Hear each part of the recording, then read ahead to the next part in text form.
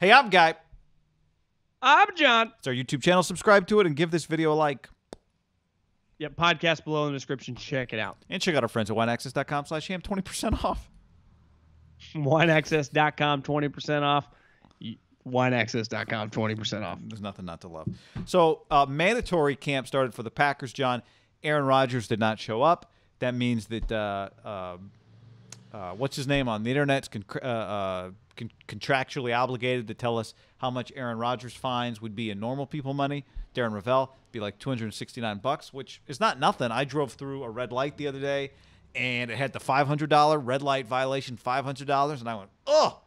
And then I did a little Googling. It says Berkeley actually has unplugged all their lights, all their cameras, so it's just still up, but now I'm on edge waiting for a $500 fine. You know, makes you think. I don't know. Anything over like 200 makes me think. So 269, that's with a normal family. It's not nothing that Aaron's being fined. But Aaron also didn't show up for the voluntary, which would have been like a $500,000 bonus or something. Maybe it was $250, massive. So Aaron's dug in is the point here, John. The Seahawks, all their guys, DK, got together, all the veterans. DK said on Tuesday that the Seahawks weren't going to show up. And then the veterans got together, and they did decide to show up for voluntary OTAs. We got the Niners. We'll see what their next couple of weeks look like. The Rams trying to break a new quarterback in. If you're Brady right now in the NFC, you're just kind of sitting back, I think, and feeling pretty good about yourself. NFC is – people. They got some teams, got some things to figure out. Yeah, I mean, I think the AFC is much better than the NFC, just based on the depth of their teams, like the depth of their powerhouse teams. I just think there's a lot of uncertainty because even with the NFC West, the Niners were a powerhouse 2 years ago, but for 3 out of the 4 years, they have just battled injuries. We just talked about that. The Rams in Seattle, when they have got to the dance, have just been flawed teams, right? Now we'll see if that changes. Are Seattle better this year? They're better on offense, more well-rounded on offense. Are the Rams, is their quarterback way better? But like we've seen when like the Packers were by far, to me, the best foe for Brady, and Brady beat them. And now if Rodgers isn't there, we all know they're screwed. Like I keep going like, how's this thing going to end? They don't have to find him, is what I read today for mandatory minicamp. Training camp's different. They have no choice. $50,000 a day they have to fine them. Yeah, mandatory minicamp, they can waive the fine, which I would imagine if you're trying to get him back, like Aaron Rodgers will not be fined. But would you John, guess? I would agree with that, but you can't give him the $500,000 he gave up by not showing up to voluntary OTAs. You're not giving No. I don't mean you give. He doesn't get the bonus, but I don't think you fine him for missing mandatory minicamp, which is up to $93,000 for missing all 3 days of minicamp. My point is, if giving him his money back mattered to him, he would have shown up for voluntary OTAs. Like he doesn't like giving him his fine money back. I don't think it's going to affect Aaron. Yeah, but here's the question, because Tom, I think the last couple of years in New England did not show up for these either. Missed the entire offseason and didn't care. And I would imagine New England and Robert did not find him. Tom did show up, though, whenever, July 28th is when the veterans show up. Tom was always there to pick up his key or wherever they stayed or however they did it in New England. Do you think the first day of practice at Green Bay with the veterans, he's on the bike riding out to the practice field? I don't think he is. So you think he's no shows? Aaron Rodgers holds out during training camp? Because I still am on the fence with that one and still lean that he does, which feels kind of crazy. Like, what was this all for? But maybe it wasn't really for anything. I don't know. Because if he doesn't show up, if it's to get traded, the NFC is obviously Brady. They are the power, but it's pretty freaking wide open. Like the thing with the AFC, what I've been saying is like, obviously the Chiefs, the Bills are awesome. The Dolphins are solid. New England's going to be better. We know that the AFC North has 3 playoff teams. Fuck, the Titans just added Julio Jones. They won the division. The Colts just got Carson Wentz. They could be good. I mean, it's just the Chargers, people like think they're like a sleeper, Super Bowl level team if the coach is good. The Raiders are just solid. Herbert showed back up with long hair. So, I mean, I don't think we talk about the NFC like we do, partly because the NFC has a division that no one takes seriously. The NFC North, like no one knows the Bears. The Vikings were really bad.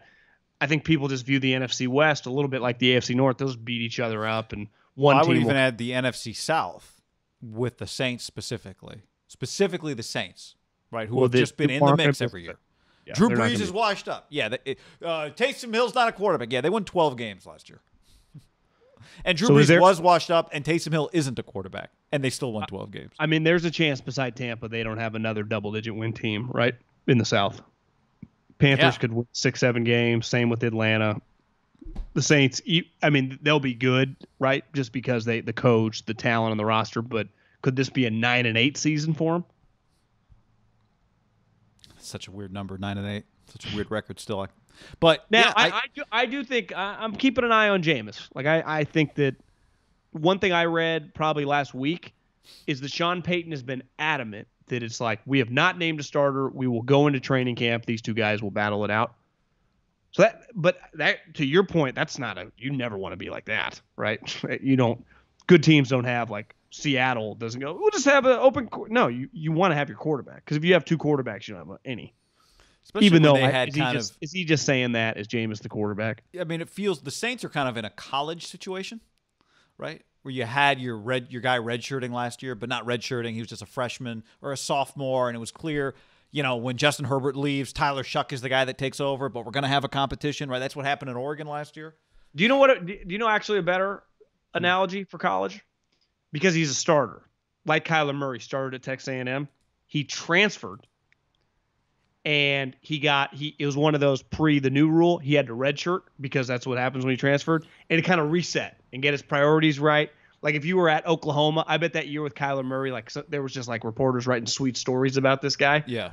They think he's going to be awesome. He's playing baseball. They love him. Kind of like what was going on with Jameis. And now it's his time to shine. Because he was, in fairness to Jameis, the number 1 overall pick, national champion at Florida State. Like, his resume got a little weird that last year with the pick sixes. But he's one of the most unique pro athletes we have, given his skill set. But he's good. I mean, let me rephrase that. He's talented. He has the ability to be a top half NFL quarterback, maybe even top 15. It is I guess that would be top half. It is a major, major curveball for the NFC if Rodgers somehow pushes his way out of there, right? Yeah, and part of that depends, where does he push himself to? Does he push himself to the AFC? I think that's where he'd have to push himself to, right? Well, that's his 2 teams that he's got on his list apparently are there. Yeah. If that list is still active, or if he updates it's weird with the list. Like, where's the list gone? Like, why aren't we talking about that? I don't know, but why do you think? I kind of mentioned it, but give me the theory you gave me before we started the podcast on why the Seahawks vets got together and decided to show up. Well, I think it's human nature. If you're in a high-level industry and you see other people in your industry that you're competing against, and in most normal people's lives it's for, sales or business. In football, it's for wins. These guys live on social media. Like the first thing Kevin Durant did this morning was get on social media to talk shit about Jay Williams. They just spend a lot of time on social media. Don't blame them. They got a lot of followers. It's where they spend a lot of their time. Can you imagine the clips, the Seattle guys, like DK Metcalf? You know what DK Metcalf likes doing? Running. He literally did it to try to make the Olympics. Like, you don't think he'd want to practice? You start seeing all these clips from the Rams, from the Niners, from Tampa. Like, are we getting passed? So you have a call, if you're Bobby Wagner, DK Metcalf, Tyler Lockett, like, hey, guys, can we do something productive? Because clearly I look around the league, and definitely to the teams that are our equals, or the teams that we view ourselves as having to beat, they're all practicing. Wouldn't that, if you and I, like, it'd be the equivalent when we were in radio, when we take vacation, someone fills your spot, and you're like, well, what if this guy does better? We filled in it's on a somebody human else's reaction, vacation, right? Yeah. Are you getting passed? And certain people, I would imagine young guys it doesn't even cross their mind. But I bet a veteran guy, anyone that had been in the league more than 3 or 4 years and had seen guys come in and out, it's just like, whoa. Because you know what forces guys to get cut? Losing. Like, well, we don't want to have any disadvantage here. That's how I would feel if I was a 30-year-old guy that had been on Seattle for the last 6 or 7 years. I'd be like, is there some way that we could be productive for a couple weeks as a team and get something out of this? Because clearly you do benefit from – now, Pete and Harbaugh over the last decade have gotten draft picks removed for padding up. And I think Pete, they banned pressing at practice. Well, they run the press, their corners, and they got in trouble. So it's like, hey, Pete, can you fucking meet us in the middle here? And just, Brian Flores' thing was they were sandals. So you can wear sandals at practice, meaning that like for sure I will not ask you to do anything that would be more than sandals. Like that was his, the way he preached to his team. But it worked. It got everyone to show up. But my whole take about was this: every human being in life compromises in some form or fashion. Like what Brian Flores is smart. Like if his guy's like, hey, we're not showing up. Well, I got to meet you somewhere in the middle, even if it's closer to your middle than it is my middle, just because I want it. I'm better off teaching and just getting around the guys and just building this rapport because it matters. And I give Seattle credit. To me, that shows like, obviously they do. I mean, they've been winning for a decade. Like they have enough high-level guys to know, like, I don't know if this is the right idea. Well, I think it becomes pretty clear. You agree with that? Like, yes. Their guys are smarter than they probably get credit for? Well, I don't know that they don't get credit. I mean, I think it's pretty basic where you go, we're not showing up for OTAs. This is part of a boycott.